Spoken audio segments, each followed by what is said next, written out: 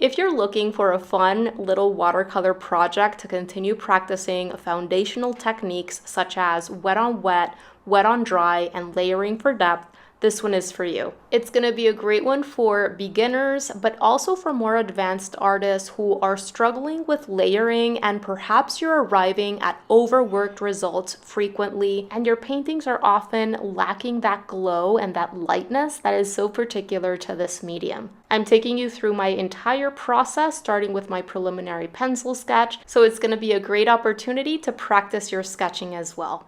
With all that said, let's jump in.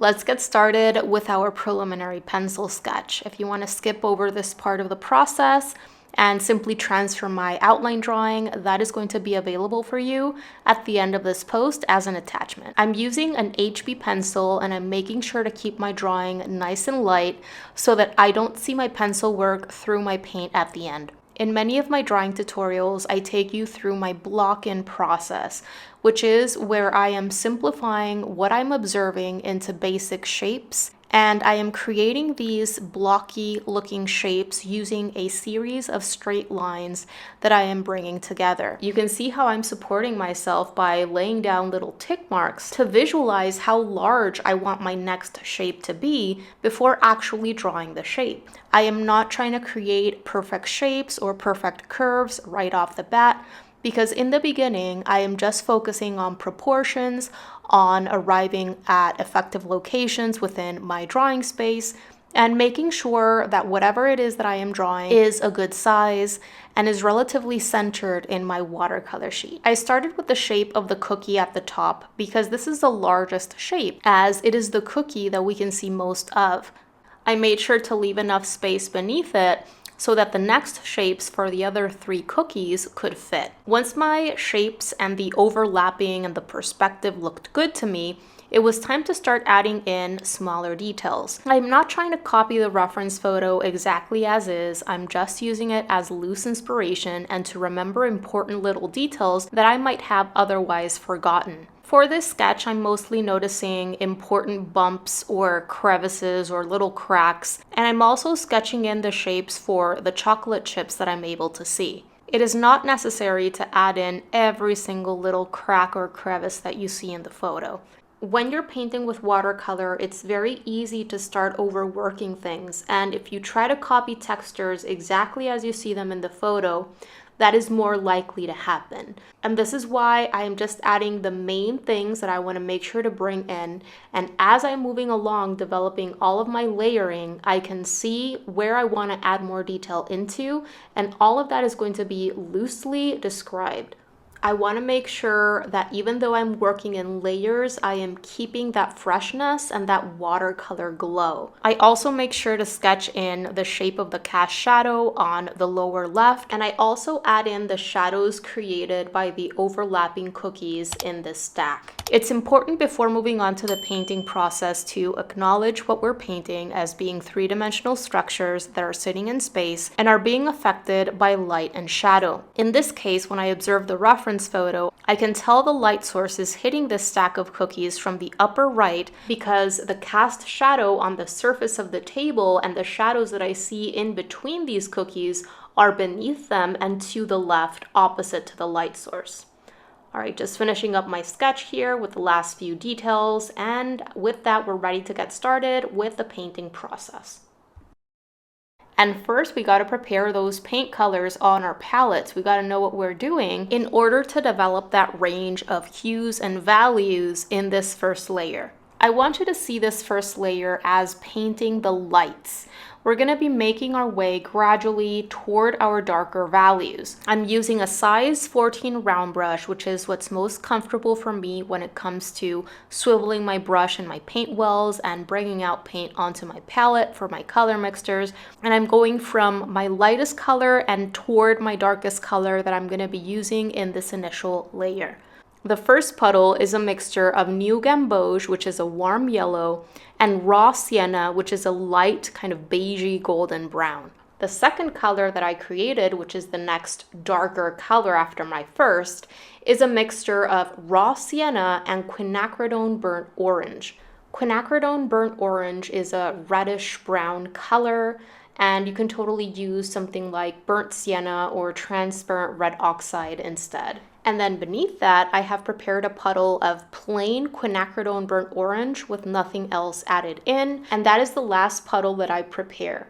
I will be adding in some burnt umber, which is my darker brown that I am bringing into this process as I move on to developing darker values in this first layer.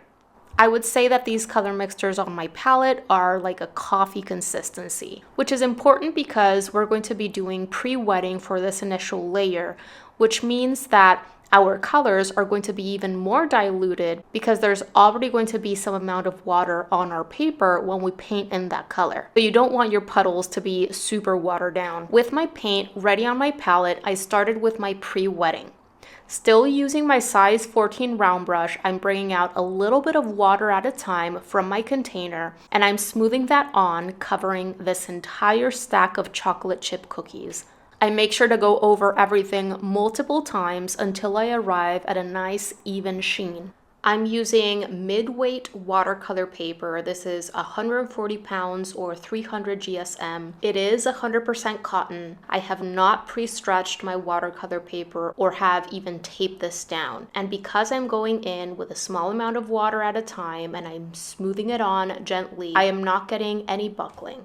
I'm careful not to scrub as I am doing my pre-wetting because that can affect the sizing of your paper. I have another video where I talk about watercolor paper sizing in case you don't know what it is. Check that video out. I'll link to it down below. If you just go over things once, it is very likely that things are going to start drying on you very quickly. And by doing this pre-wetting, we are buying ourselves more time so that we can continue developing that range of hue and value in one same layer before things start to dry on us. This water content that we're preparing our paper with is also going to help us develop those soft, diffused wet on wet effects that we want in this initial layer. Once the pre-wetting was done, I switched on over to my size 6 round brush and I started applying my first color. I always start by painting in my color in those darkest areas that I see in the reference photo. When you first go in to paint color right after having loaded up your brush, that is when the color is going to appear darkest because you have more paint in your bristles. So it makes sense to start in those areas. Plus, you are giving yourself more control to keep those lighter areas protected with more of that paper shining through because you are placing the majority of that color in the darkest areas where you're going to be applying more paint and layering more paint on as you go and leaving the lightest areas with more of that paper shining through, sometimes even left unpainted. You are giving that paint space to expand out and create these natural soft transitions where the majority, the most saturated version of that color is in those darkest areas, and it's gently expanding its way and becoming lighter and lighter as it makes its way into the lighter areas. You can definitely go in at any time and manually soften transitions and push and pull that pigment a little bit more toward the lighter areas if you feel those lightest areas are too large or there is too much paper left unpainted. However, I want to encourage you to allow that paint to do its thing and try not to go in to do too much over blending because that is likely going to lead to flatness and you're going to get rid of that watercolor glow that we're looking for. With that lightest layer painted in, I add more of my raw sienna into the mix to thicken it up and make it a little bit darker. And I go in and push the contrast in darkest areas once again.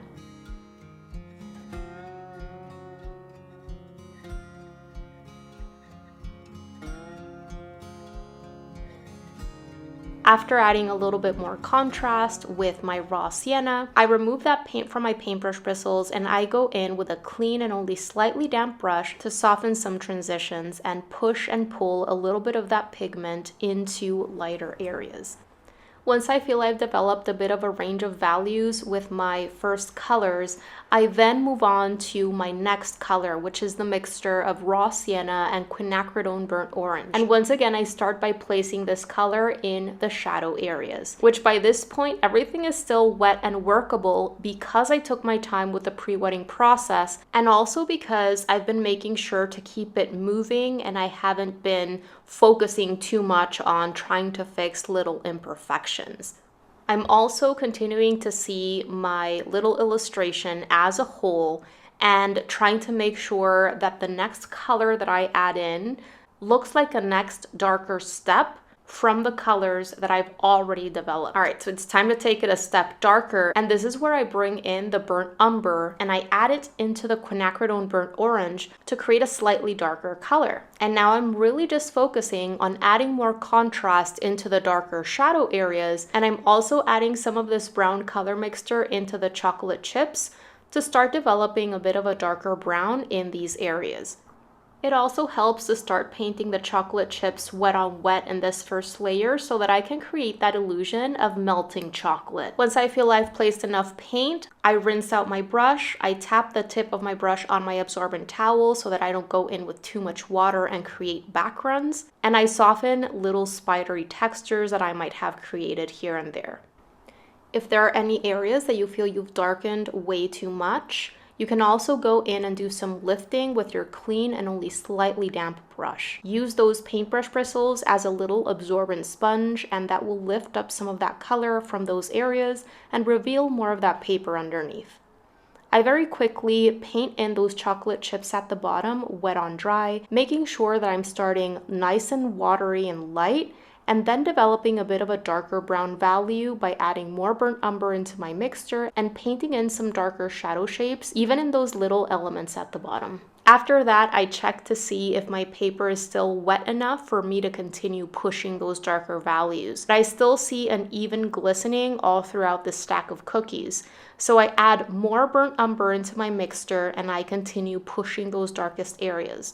As the paper starts to dry, the paint is going to expand less and there's going to be less movement overall. This is helpful because the darker you get with your color mixtures, the more you want to make sure that that color only stays within those darkest areas and that it doesn't eat up those lighter colors.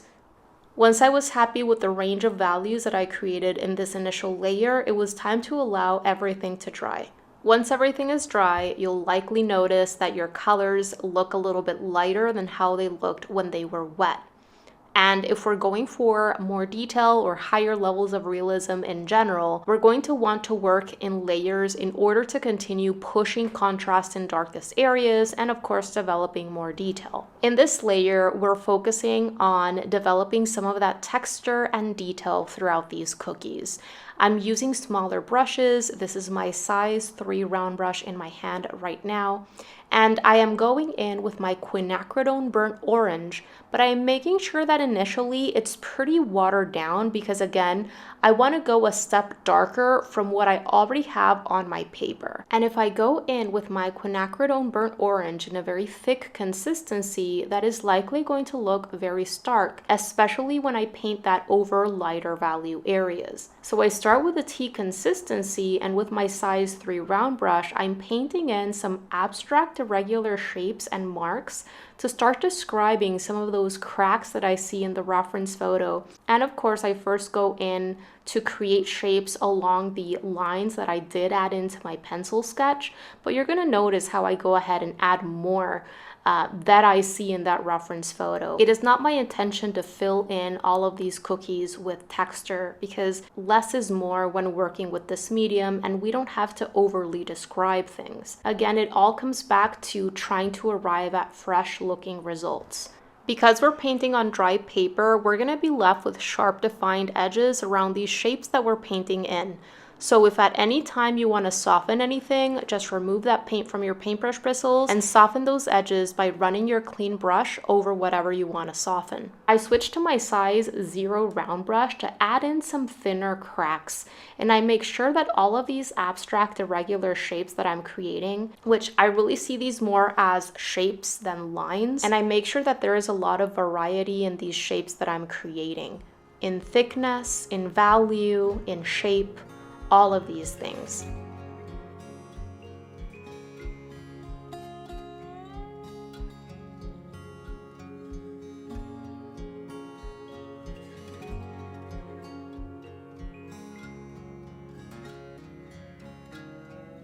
Once I have those lighter cracks and crevices painted in, I start using my burnt umber in more of a coffee consistency, and what I do is I only darken little teeny tiny shapes or spaces inside of the cracks that I initially painted in with my quinacridone burnt orange, and also in any sections in the chocolate chips that I want to push more. I want there to be a bit of a range of brown values in those cracks because I know that that's going to make them look more natural. So I'm darkening certain sections and leaving other sections lighter. This creates the effect of some sections being deeper in those cracks and others being more shallow or thinner. And then it was time to allow everything to dry once again. And once we're ready, we get started with layer number 3.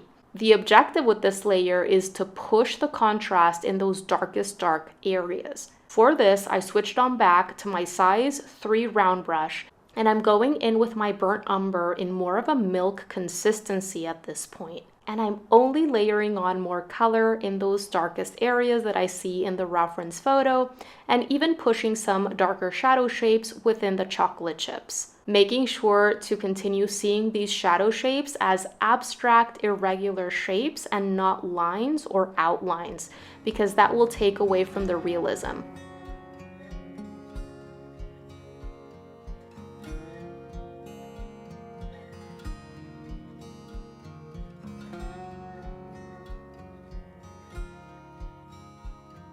Once I'm done there, I go in and paint the cast shadow on the surface of the table. And for my cast shadow color, I mix my burnt umber with some French ultramarine. By mixing together burnt umber or burnt sienna with ultramarine blue, you're gonna get a beautiful, vibrant gray that you can use in shadow areas. And what's cool about this color mixture is that it's versatile in the sense that you can change the temperature of your gray very easily. If your mixture has more brown than blue in it, it's gonna look like a warmer gray. And if it has more blue than brown in it, it's gonna look like a cooler gray. And if you have almost like a 50-50 amount of each, you have more of a neutral gray. I was going for more of a neutral gray for this one. And I did switch to my size 6 round brush again to paint in this cast shadow shape nice and quick on dry paper. I switched on back to my size 0 round brush and noticed if I had enough of a range of brown values in those cracks and crevices, and I pushed some little areas within those cracks a little bit more.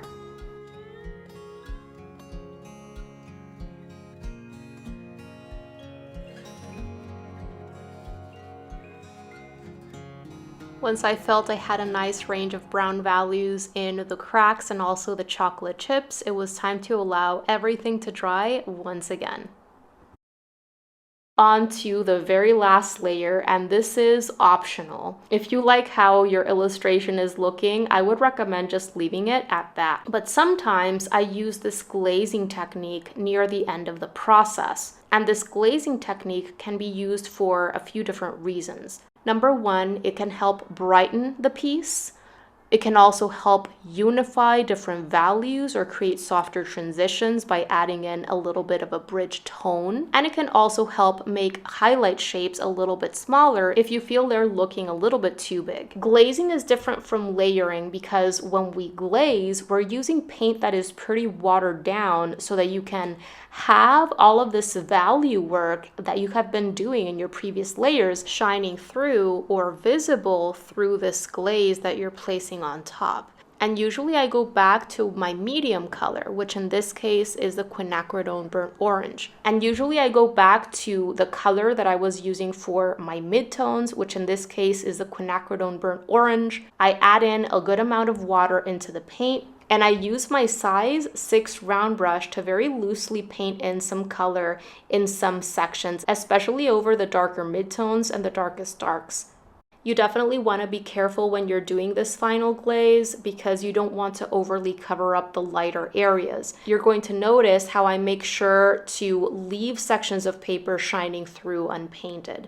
If you're not careful with this, or you go in with paint that is way too thick, you can definitely start making things way too dark and you can just flatten things out.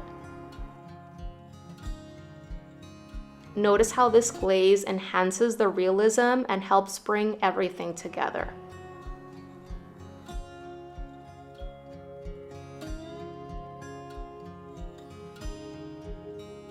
And finally, I'm just gonna finish up with a tiny bit of splattering. I continue using my size 6 round brush. I add some of my quinacridone burnt orange into the mixture to thicken it up a bit. I load up some of this paint color in my bristles, and then I use the index finger of my non-dominant hand to do some flicking over the stack of cookies. This will help add a little bit more texture. And that is it for this watercolor cookie painting tutorial. I really hope that you enjoyed it. I hope that you're able to give it a go or something similar on your own. And thank you so very much for joining me on this one. I wish you a wonderful rest of your day. Enjoy your art practice and see you very, very soon.